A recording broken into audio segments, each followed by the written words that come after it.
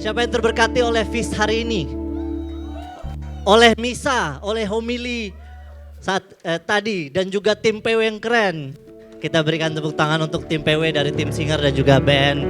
Dan juga gak kalah keren untuk tim dari event dan juga kamera person dan juga multimedia. Tapi saya merasa sangat diberkati karena teman-teman ini melayani dengan penuh cinta. Dan tadi pas nyanyi itu kayak liriknya tuh kayak apa ya, kayak kita berdoa, kita mencari Tuhan, Tuhan mendengar dan Tuhan menjawab. Itu yang kayak tiba-tiba aduh, Tuhan tuh sebenarnya keren banget. Cuman mungkin kita kurang sering datang ke Tuhan. Nah, hopefully di visi ini kita bisa belajar untuk sering datang ke Tuhan. Amin. Tapi aku mau tanya, ada yang baru pertama kali datang ke VIS? Boleh angkat tangan? Apakah gak usah malu-malu, boleh angkat tangan kalau sekali pertama kali ada? Ada di belakang kanan guys. Boleh yang deket, tim Usher boleh samperi dan katakan welcome to the feast. Welcome to the feast, the happiest place on earth, fams. Jadi kita akan kembali di topik kita di bulan ini, yaitu Imitating Mary. Di mana kita sudah belajar dan mengenal lebih dalam untuk menjadikan Bunda Maria sebagai panutan dan juga guru dalam perjalanan iman kita. Di minggu lalu kita membahas tentang unexpected, di mana Bunda Maria menerima berkat yang unexpected, tapi dia dengan yakin mengatakan, terjadilah padaku sesuai dengan perkataanmu. Keren banget ya. Aku pas baca itu kayak, wah Tuhan, mari kita latihan yuk untuk bisa mengatakan yang sama seperti Maria gitu. Tapi keren banget. Dan itu unexpected ya, jadi gak ada persiapan, tiba-tiba dapet. Nah, di minggu ini kita akan membahas topik kita baca bersama-sama. 3, 2, 1. Self-sacrifice. Hilang guys.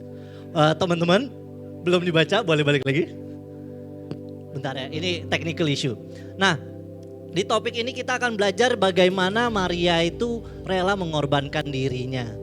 Dan pengorbanan diri itu pasti tidak jauh-jauh dengan kata taat. Tapi sebelum kita mulai, mari kita doakan doa favorit kita. Kita buka dengan tanda kemenangan dalam nama Bapa, Putra, Roh Kudus. Amin. Bersama-sama, today I receive all of God's love for me. Today I open myself to the unbounded, limitless, overflowing abundance of God's universe. Today I open myself to God's blessing, healing and miracle. Today I open myself to God's word so that I become more like Jesus every day. Today I proclaim that I'm God's beloved, I'm God's servant, I'm God's powerful champion. And because I'm blessed, I'm blessing in the world. In Jesus' name, amen. Thy word is a lamp unto my feet and a light unto my path.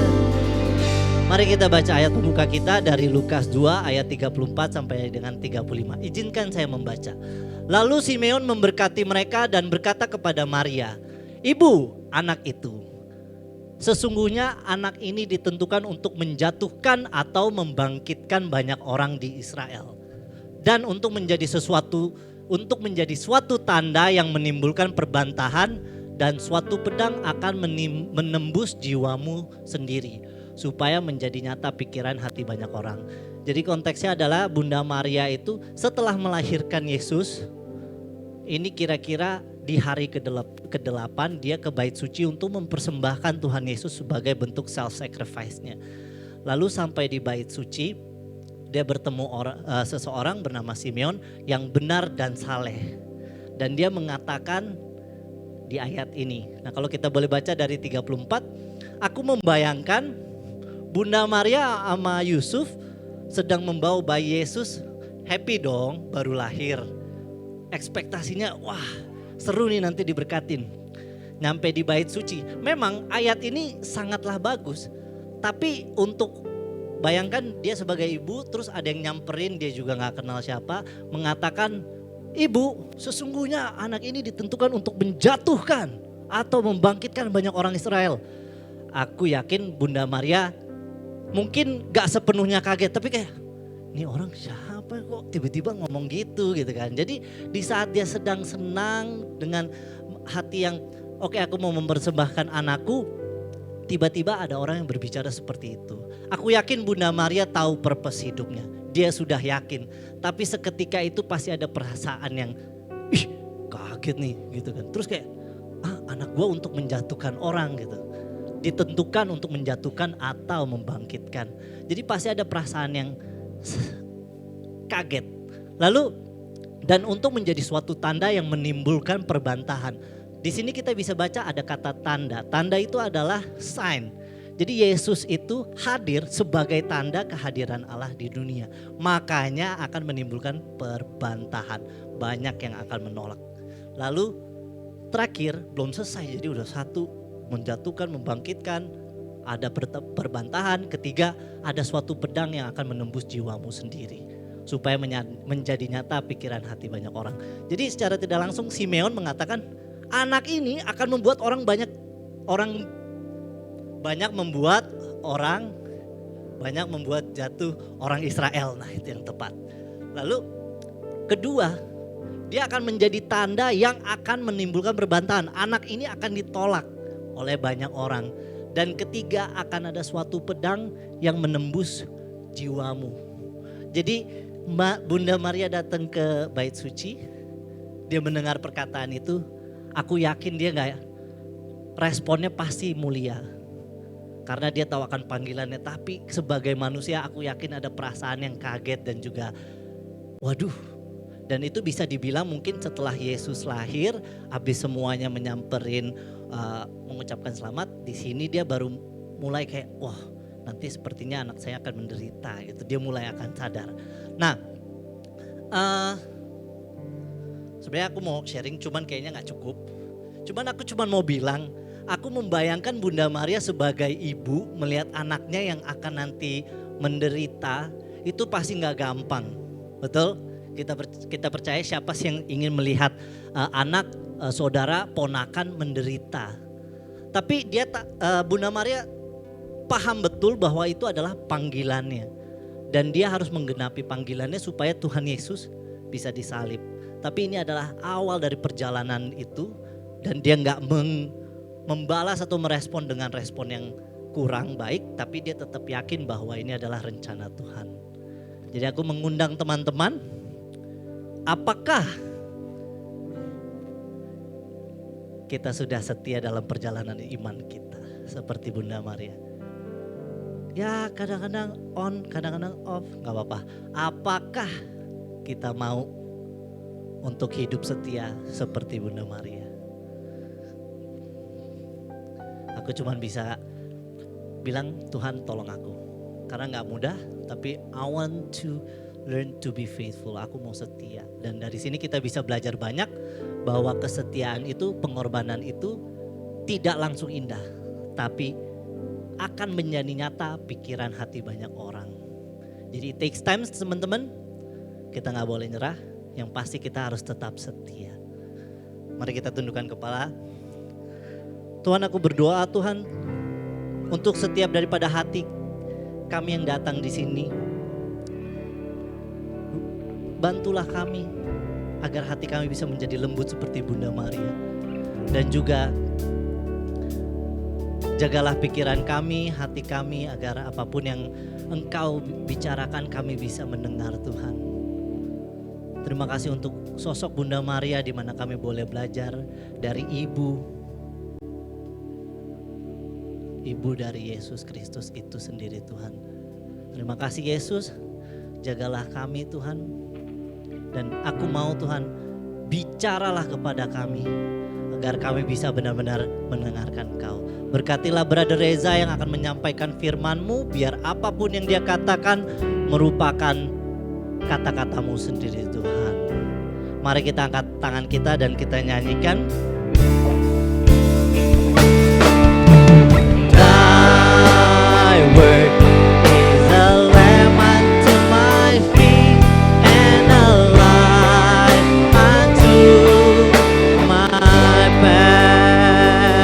kita berikan tepuk tangan yang meriah buat Tuhan kita dan kita sambut brother kita, Brother Reza.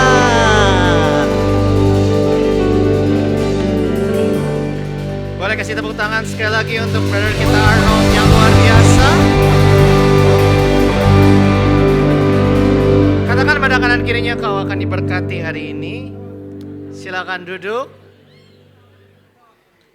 Satu hal yang sangat menarik yang saya lihat, kalau kita punya hubungan yang genuine sama Tuhan, kadang kita nggak perlu kata-kata yang bagus gimana banget, atau sampai bikin gimmick dan lain sebagainya.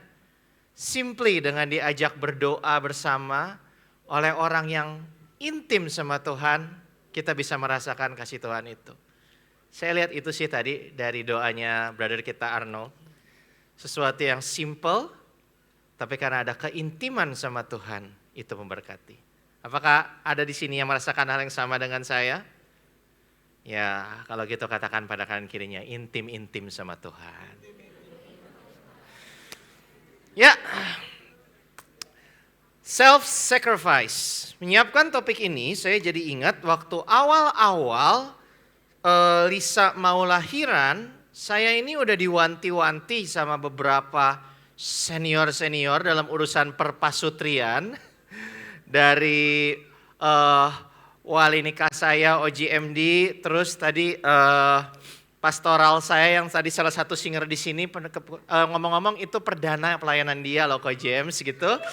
Yang kenal sama James ya, dia udah ngewanti-wanti. 3 bulan pertama itu berat banget katanya. Terutama 1 bulan pertama, kenapa? Karena dari 2, sekarang ada 3 orang di keluarga. Secara finansial pengeluaran lebih banyak. Tapi yang paling berat secara biologis, ini pasti bapak-bapak, ibu-ibu yang udah pernah ngerasain yang namanya lahiran. Karena si mulut ketiga, pribadi ketiga ini jam tubuhnya belum stabil. 2-3 jam sekali, 2-3 jam sekali bangun nyusuin. Berat. 1 bulan pertama apalagi berat. Jadi di 1 bulan pertama itu kami bersyukur bayi kami adalah bayi pandemi. Misa aja kami misa online. Bersyukur waktu itu tidak dosa karena lagi pandemi kan. Misa online. Boro-boro kepikir keluar jalan ke gereja. Tapi kalau kita lihat Bunda Maria, kapan sih Bunda Maria itu sebenarnya ngebawa Yesus untuk dipersembahkan ke bait Allah? Mari kita lihat, next slide. Nah, ini ayat pembuka dari story yang dibawakan Arnold tadi. Setelah 8 hari, Yesus disunat. Lalu berikutnya, next slide. Ketika genap waktu pentahiran, ingat-ingat di sosial media kita sudah titip pesan, semoga teman-teman lihat, mendengarkan dan melakukan, bawa Alkitab, Stabilo, and Notes. Karena kita akan banyak cross reference depan belakang selama 1 bulan ini. Nah, waktu pentahiran ini sebenarnya kapan? Kita lihat di next slide. Kitab Imamat 12 ayat 2 sampai 4, aturan hukum Taurat ketika seorang bayi laki-laki lahir. Pertama dia harus disunat di hari ke-8. Next slide. Harus disunat, lalu 33 hari lamanya perempuan itu, ibunya harus tinggal menantikan pentahiran. Next slide. Tidak boleh ia kena pada suatu apapun yang kudus dan tidak boleh ia masuk ke tempat kudus. Nggak boleh ke bait Allah. Sampai genap hari pentahirannya, 33 hari. Berarti 1 bulan setelah lahiran Yesus, 8 hari dia disunat, 30 hari menanti. Lalu Bunda Maria dan Santo Yusuf harus membawa dia ke bait Allah. Next slide. Di mana mereka itu tradisi percaya mencatat, ada bukti historis juga, setelah lahiran tuh nggak pulang ke Nazaret. Tinggal dulu di Bethlehem. Kejadian ini terjadi baru nanti dipindah ke Mesir. Nah, mereka harus berjalan dari Bethlehem ke Yerusalem karena bait Allah ada di sana, menempuh perjalanan 2 jam. Naik onta, belum ada mobil. Nggak bisa mempersembahkan anak secara online di bait Allah. Saya itu kalau ingat-ingat masa itu, boro-boro kepikiran gitu kayak, mau ke gereja gitu padahal pakai mobil ya. Itu bedanya saya dan Lisa dengan Santo Yusuf dan Bunda Maria. Mereka mau jalan di padang gurun 2 jam untuk mentaati hukum Taurat. Nah kalau dipikir-pikir, apa sih refleksinya ke kehidupan kita? Kadang nih ya, ini nyiapin bahan ini tuh pedang bermata dua buat saya pribadi. Bunda Maria di sini, dia udah tahu ini bayi siapa nih? Anak Tuhan. Juru selamat sudah divalidasi ya. Gembala datang, ada malaikat, ada tanda-tanda di langit, validasinya banyak. Ini kan anak Tuhan. Ngapain gua bawa-bawa ke bait Allah? Ini anak yang punya bait Allah. Ngerti lah itu bapaknya yang asli. Capek guys, ini nyusuin 2 jam 3 jam. Ngapain gua jalan naik onta 2 jam? Itu seperti, untung Bunda Maria gak gitu ya. Karena kadang-kadang kalau kita, aku kan udah pelayanan. Aku kan udah berkomunitas. Gak apa-apa lah. Kalau nyetir, ada yang motong. Padahal kita udah tahu dalam hati Roh Kudus bilang gak usah diklakson balik. Klakson, mulut serapah-serapah dikit gak apa-apa lah. Di kantor, kalau saya kan udah pelayanan, kan udah ngerti firman, bosnya rese, gak apa-apa lah dikit-dikit. Kompromi dikit, ini mulut ketika geng emak-emak lagi asik ngomongin si bos, iya tuh Bu, bener tuh. Kompromi dikit gak apa-apa, karena kita udah pelayanan, karena kita udah berkomunitas. Hidup kita ini udah jauh lebih baik dibanding orang-orang yang belum kenal Tuhan. Saya gak nyindir siapa-siapa loh, ini maksudnya saya tersindir. Karena kok Bunda Maria yang punya status sebagai Theotokos, ibu Tuhan, dia sampai mau bayar harga sejauh ini hanya untuk melakukan satu hukum Taurat yang simple, yang sebenarnya dia punya banyak alasan untuk bisa kompromi. Karena ini anak yang punya bait Allah loh. Tapi dia tetap mau taat dalam hal kecil.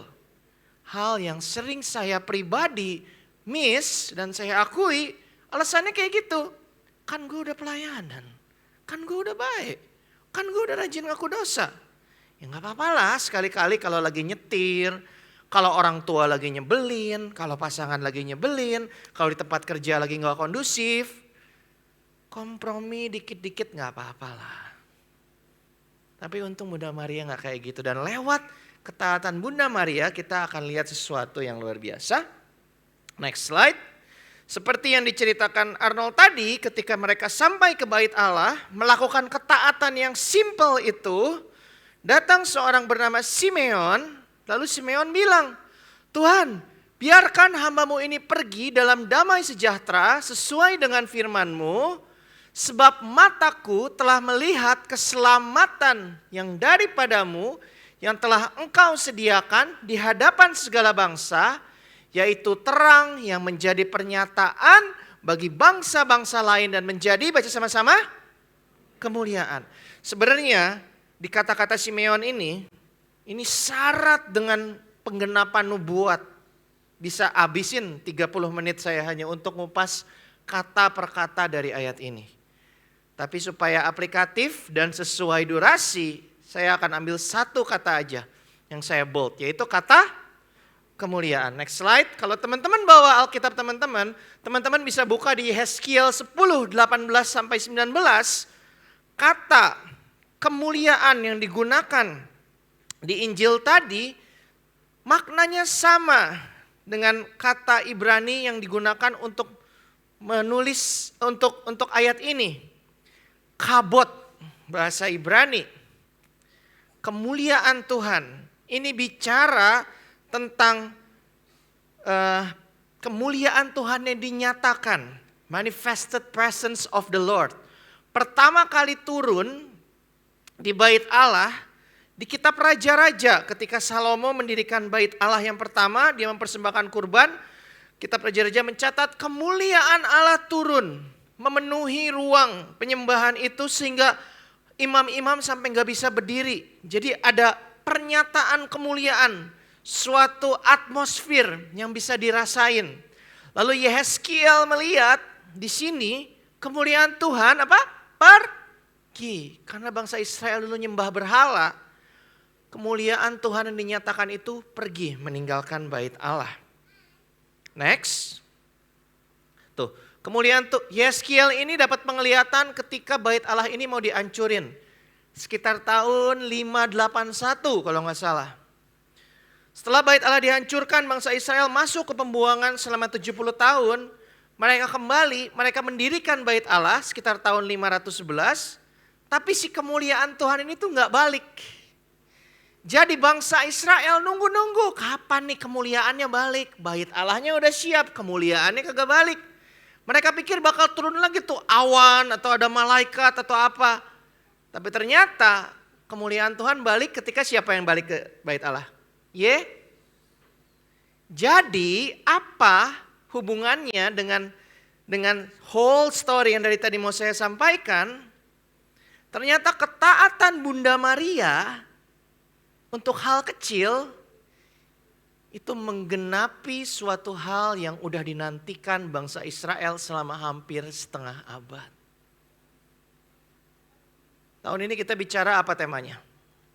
Unfailing. Ingin janji Tuhan digenapi dalam hidup kita? Coba lihat masing-masing. Ada enggak? Hal-hal kecil dalam hidup kita yang Tuhan tuh udah panggil kita taat. Tapi selama ini kita kompromi. Karena kita gak pernah tahu. Karena seperti yang Bunda Maria lakukan, ketaatan simple dia, ternyata itu menggenapi suatu hal yang udah ditunggu sama seluruh bangsa Israel selama hampir setengah abad. Kita gak pernah tahu ketika kita kompromi, gak taat untuk hal-hal kecil, kita gak pernah tahu seberapa besar janji Tuhan yang mungkin sebenarnya kita miss. Gak tergenapi dalam hidup kita bukan gara-gara Tuhan ingkar janji, tapi gara-gara saudara dan saya terlalu banyak kompromi untuk hal-hal yang kita anggap gak apa-apalah kalau untuk yang ini. Kompromi dikit gak apa-apalah. Tapi hari ini kita belajar. Ketaatan kita yang sederhana mungkin bisa membawa kita pada penggenapan janji Tuhan yang luar biasa. Amin. Tapi kalau kita lagi mikir, oh kalau taat janji Tuhan digenapi di hidup kita. Taat ini ternyata ada harganya. Saya gak mau ngomong, ayo taat. Passive income nanti guys. Follower langsung 1 juta. Anti penyakit. Investasi langsung berlipat 300% dalam waktu 1 bulan. Enggak. Firman Tuhan bukan MLM. Ternyata kalau taat, next slide. Ini yang tadi dibacain sama Arnold. Dijelasin juga. Ketaatan Bunda Maria di satu sisi dia dapat peneguhan tentang kembalinya kemuliaan Tuhan ke bait Allah. Tapi di sisi lain Simeon juga ngasih tahu seperti yang tadi udah jelasin Arnold, anak itu akan membawa perbantahan dan suatu pedang akan menusuk jantungmu. Kalau mau pakai bahasa sekarang, ini anak gedenya bakal viral loh. Dijulitin tapi bukan sama netizen plus 62 ya. Plus berapa tuh gak tahu bangsa Yahudi itu. Dia akan menimbulkan kontroversi dan suatu pedang ini di gaya bahasa orang Yahudi melambangkan kematian, melambangkan penderitaan.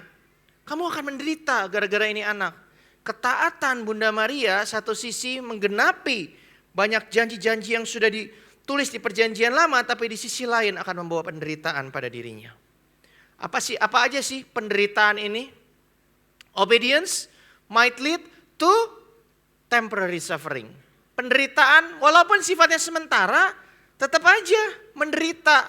Mau lihat semenderita apa Bunda Maria gara-gara taat? Tradisi Katolik mencatat ada 7 penderitaan Maria. Sebenarnya saya minta ini disatuin, tapi mereka split jadi 2 ya nggak apa-apalah. Mungkin biar lebih enak dibaca. Karena untuk bisa bahas dengan jelas, ini enaknya tuh disatuin 7. Tapi ya udah nggak apa-apa. Yang pertama kita lihat ketika mendapatkan nubuat dari Simeon, anaknya akan menjadi viral dan akan dibunuh. Yang kedua, pulang dari bait Allah itu dia harus kabur ke Mesir. Yang ketiga, waktu Yesus hilang di Yerusalem ketika umur 12 tahun. Yang keempat sampai ketujuh, ini cerita ketika jalan salib. Nah, ketaatan membawa penderitaan. Kalau kita bicara penderitaan, tahun lalu nih ya, kita sudah bahas kan. Tahun lalu tuh banyak bahas penderitaan kan. Brighter Days, ingat? Ayub, siapa yang ke LOJC? Tahun lalu, 2 tahun lalu ya, 2 tahun lalu, Brighter Days. Ya, kita bicara tentang Ayub kan. Kalau penderitaan dipandang dari kacamata Kristiani, kita selalu bilang itu kalau diizinkan Tuhan adalah suatu proses katanya ya. Right? Moles-moles lah, padahal menderita aja ya, amsyong gitu ya. Tapi penderitaan itu adalah suatu proses.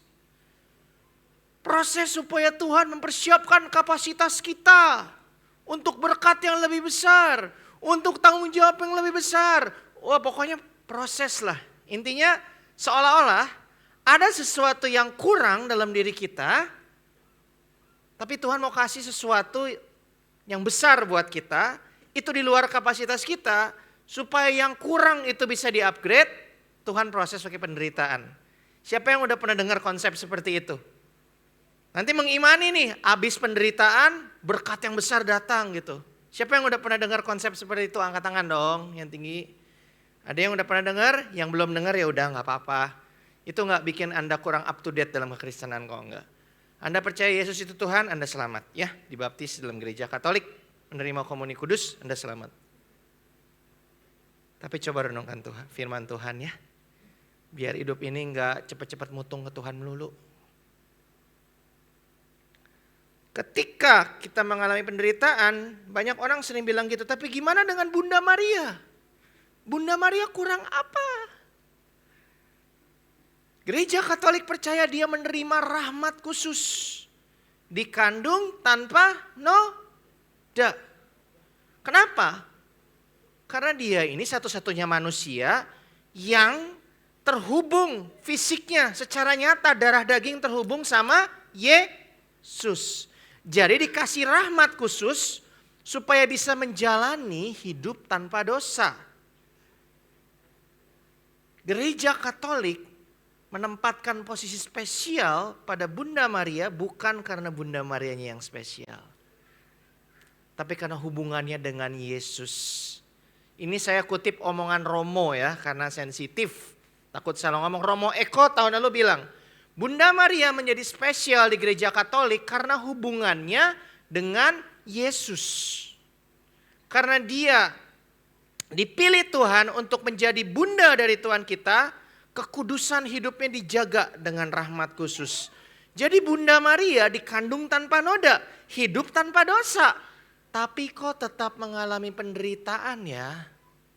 Apa yang kurang? Kalau kita, saudara saya berdosa, oh Tuhan lagi mau proses nih, lagi mau proses kebiasaan gue marah-marah nih. Oh Tuhan lagi mau proses nih, mau proses kebiasaan gue ngeluh nih. Oh Tuhan lagi mau proses, mau bikin aku lebih sabar nih, supaya bisa menerima berkat lebih besar. Kita ada kekurangan, ada dosa, ada karakter-karakter yang gak menyerupai karakter Kristus. Tapi Bunda Maria dikandung tanpa noda, gak berdosa, tetap menderita.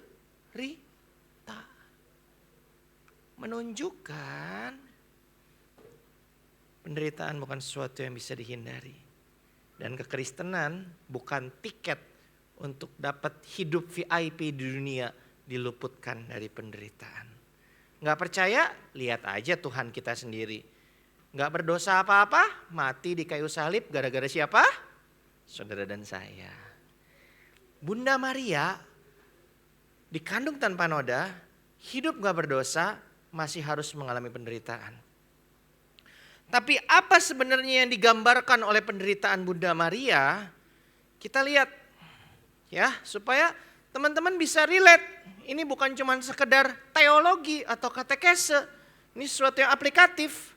Tolong balikin ke yang 1, 2, 3 ya teman-teman. Multimedia, oke. Yang pertama, prophecy of Simeon. Dia mendapatkan nubuat, dia berduka. Anaknya akan jadi sumber kontroversi dan akan mati dibunuh sampai hatinya seperti ditusuk pedang. Ketaatan karena panggilan Tuhan. Tuhan memanggil Bunda Maria untuk menjadi ibu Yesus. Bunda Maria menjawab, jadilah padaku menurut. Penderitaan ini muncul karena status dia sebagai ibu Yesus. Mungkin ada teman-teman di sini yang sedang menderita karena ketaatan teman-teman sama panggilan Tuhan. Mungkin teman-teman buka bisnis yang baru berdasarkan panggilan Tuhan. Mungkin teman-teman menerima suatu pelayanan. Mungkin teman-teman menerima suatu pekerjaan baru, atau memulai suatu relasi baru, atau justru mengakhiri suatu relasi baru, atau bertahan di suatu relasi atau pekerjaan, setia sama panggilan Tuhan. Lalu Anda menderita karena itu. Itu penderitaan yang bermakna. Penderitaan karena ketaatan. Lalu yang kedua, lari ke Mesir. Ini penderitaan karena ketidaktaatan orang lain. Kenapa dia lari ke Mesir? Karena ada yang tahu kenapa Bunda Maria dan Santo Yusuf lari ke Mesir? Semoga saya ini sedang melayani di gereja Katolik ya. Kalau nggak tahu kenapa Bunda Maria ke Mesir sih, well, visi misi komunitas kita benar-benar tercapai. The whole room is the unchurched karena nggak tahu kenapa Bunda Maria lari ke Mesir. Kenapa Bunda Maria lari ke Mesir? Siapa yang ngejar? Jadi yang salah siapa? Yang rempong siapa? Siapa yang pernah ngerasa gue gak salah apa-apa, orang lain bikin dosa, gue yang rempong? Angkat tangan. Waduh, di sini banyak orang kebal masalah ya. Dikit banget dari tadi gitu yang angkat tangan. Yang ngerasa pernah dirempongin gara-gara dosa orang lain, angkat tangan yang tinggi. Oh banyak, masih manusia normal. Kita gak bikin salah, orang lain bikin salah. Kita menderita, kena tipu. Dijahatin, difitnah, dijulitin, diviralin.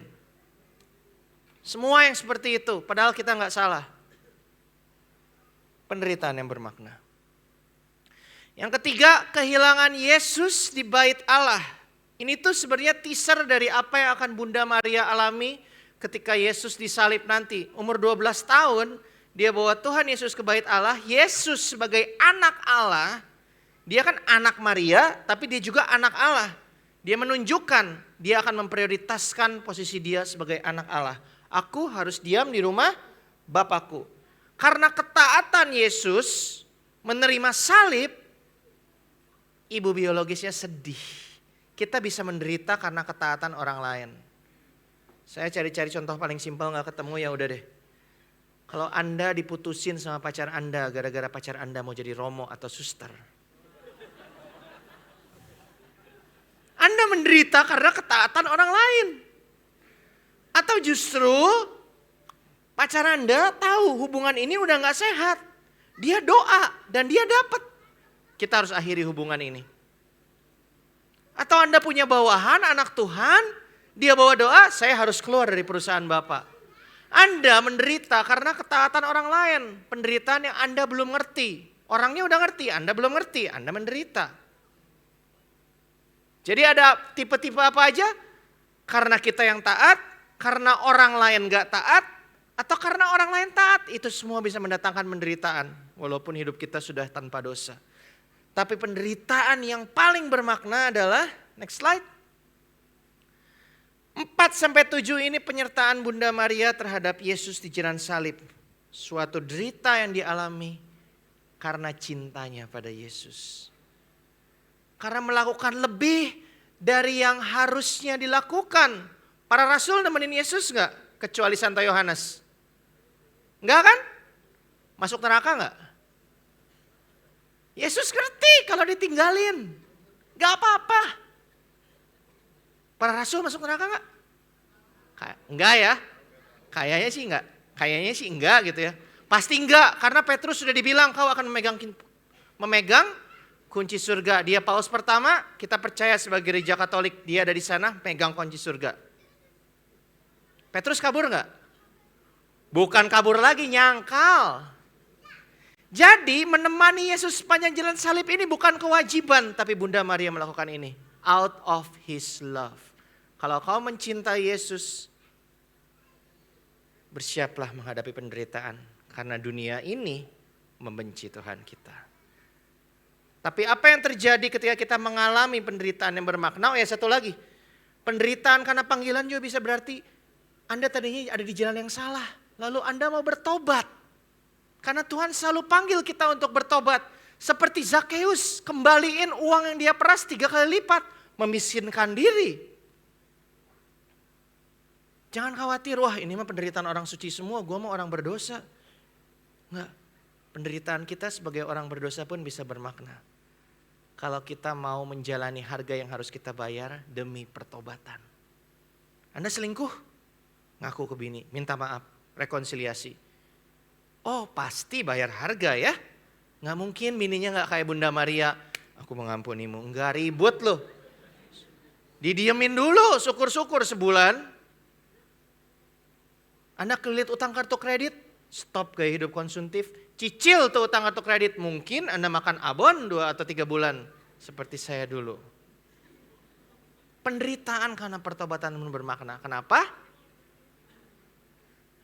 Kenapa Bunda Maria harus mengalami penderitaan padahal misi dia sebagai ibu Tuhan sudah tercapai. Dia sudah menjalani hidup tanpa dosa. Tapi dia tetap mengalami penderitaan, itulah poin penutup saya hari ini. Next slide.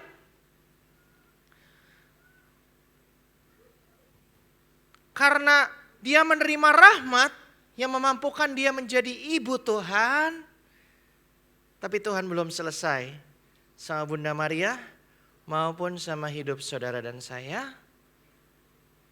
Penderitaan membuat Bunda Maria qualified untuk menjadi ibu kita semua. Balik ke slide sebelumnya yang ayat, supaya menjadi nyata pikiran hati banyak orang seluruh dunia, semua orang yang baca Alkitab bisa ngeliat bagaimana Bunda Maria secara sempurna menyatukan penderitaan dia dengan penderitaan Yesus. Saya panggil tim pemusik maju ke depan. Next slide lagi. Kalau Anda tahu Anda sedang menderita karena keluarga Anda gak kenal Tuhan, atau karena Anda mau bertobat, atau simply Anda berusaha taat, tapi pelayanan ini terasa terlalu berat untuk Anda. Bisnis yang Tuhan minta Anda buka terlalu berat. Keluarga ini terlalu berat untuk diselamatkan. It's hard. Tuhan mau ajarin hari ini. Anda bisa satukan penderitaan Anda dan penderitaan Yesus. Penebusan Yesus itu sempurna. Penebusan Yesus sempurna berarti Yesus untuk menebus gak butuh saudara, gak butuh saya, gak butuh para rasul, gak butuh juga Bunda Maria benernya. Hanya dia yang bisa menebus dosa manusia. Tapi Yesus memberikan kesempatan dengan kerendahan hatinya sebagai Allah yang mau berelasi dengan manusia. Kalian bisa bergabung sama aku dalam penderitaanku. Penderitaan kalian bisa punya makna. Bisa jadi penderitaan yang mendatangkan berkat dan keselamatan. Ayat penutup dari Rasul Petrus yang bilang, kalau kita hidup taat, setia, mencintai Tuhan, jangan heran akan nyala api siksaan yang datang kepadamu sebagai ujian, karena dunia akan selalu anti Kristus. Dunia akan selalu anti Kristus. Kita mau relevan, bukan berarti kita ikut-ikutan pola pikir dunia. Kita ngomong nyambung dengan gaya dunia, tapi pola pikir dunia akan selalu anti Kristus. Penyampaian sermon, penyampaian Injil kita harus relevan. Tapi berita keselamatan, iman bahwa juru selamat kita punya nama-namanya Yesus Kristus, itu kita gak perlu progresif-progresifan. Hanya ada satu nama yang menyelamatkan, namanya Yesus. Itu yang gereja Katolik percaya. Bahkan penghormatan yang spesial, hiperdulia kita sebut, kepada Bunda Maria itu bukan karena Bunda Marianya yang spesial. Karena relasinya dengan Yesus, saya mengutip dari Romo Eko, itu bentuk penghormatan gereja Katolik pada juru selamat kita Yesus Kristus. Kita begitu mengagungkan dia, jadi sangat wajar kalau seorang manusia yang terhubung darahnya secara fisik dan bisa menyatukan semua penderitaannya secara sempurna dengan juru selamat kita, mendapat penghormatan spesial. Seperti sermon Romo tadi, sebaliknya kalau penderitaan itu datang, firman Tuhan bilang bersukacitalah sesuai dengan bagian yang kamu dapat dalam penderitaan Kristus, supaya kamu juga boleh bergembira, bersukacita pada waktu ia menyatakan. Next slide, ini adalah khotbah dari Santo pelindung kita, Santo Yohanes Paulus II. Kalau kita bisa berpartisipasi dalam penderitaan Kristus, itu tandanya Kristus sedang mengundang kita untuk berpartisipasi dalam kemuliaannya. Seperti Bunda Maria, hidupnya susah terus ya. Sampai saya waktu bikin bahan LG itu, teman saya Ci Junjun bilang, ini kalau sinetron Indosiar gak laku. Menderita terus, tapi ujungnya dia jadi manusia pertama yang mengalami kebangkitan badan, kehidupan kekal, berjumpa muka dengan juru selamat kita. Saya undang tim pujian maju ke depan. Saya akan tutup dengan satu kesaksian singkat. Karir saya ini, sejak saya bertobat, saya pikir Tuhan akan berikan karir yang bikin saya lebih kondusif untuk melayani. Tapi saya ini selalu ada di kantor yang ada begitu banyak masalah, di mana saya itu harus jadi orang yang kalau mau lurus, hidup saya jadi tambah susah. Karena kerjaan saya itu diarahinnya untuk ngelakuin dosa. Saya gak mau hidup saya tambah susah. Saya pikir akan lebih mudah untuk melayani. Gara-gara melayani tiap hari saya harus tidur jam 3, jam 4. Saya selalu jadi minoritas. Dan saya kira dengan pertobatan saya, Tuhan akan sediakan pekerjaan yang lebih baik. Selama 9 tahun saya 2 kali pindah tempat kerja. Selalu ended up di tempat kerja di mana anak Tuhan itu kalau mau hidup lurus akan selalu ada dalam aniaya. Tapi ternyata ketika saya dapat pekerjaan baru sekitar 3 bulan yang lalu, semua harga yang saya bayar, kantor ini mencari orang yang punya integritas. Harga yang saya bayar ketika saya berusaha tetap punya integritas dalam menyelesaikan masalah pajak ini dan itu yang membuat saya diterima di kantor saya sekarang. Saya selalu sharing buat teman-teman yang udah lama datang ke sini tahu, saya selalu sharing penghasilan saya dulu waktu zaman saya bandar judi bola, penyelundup minuman keras lebih besar. Penghasilan saya sekarang jauh lebih kecil, tapi hidup saya bahagia. Saya suka cerita kayak gitu ya. 12 tahun, 11 tahun itu yang saya alami. Tapi tahun ini, Juni nanti, karena kemurahan Tuhan, akhirnya saya akan punya penghasilan yang sama seperti ketika saya hidup di dunia hitam. Tapi dengan gaya hidup yang jauh berbeda, karena semuanya dipakai untuk mensupport keluarga saya, mensupport mertua saya, mensupport orang tua saya, dan tentu saja mensupport pekerjaan Tuhan, membiayai pelayanan sendiri. Saya gak perlu hidup lavish. Karena saya tahu mahkota kemuliaan saya di surga nanti tidak ditentukan dengan berapa banyak uang yang dibuat. Dan saya percaya Tuhan pun sudah menyiapkan mahkota itu untuk teman-teman semua juga. Mari kita bangkit berdiri. Kalau Anda terberkati, kasih tepuk tangan pada Tuhan kita. Dan mari kita tundukkan kepala kita. Untuk setiap teman-teman yang tahu Anda sedang bergumul karena ketaatan Anda, mari kita jadikan lagu ini pernyataan iman kita. I trust in God,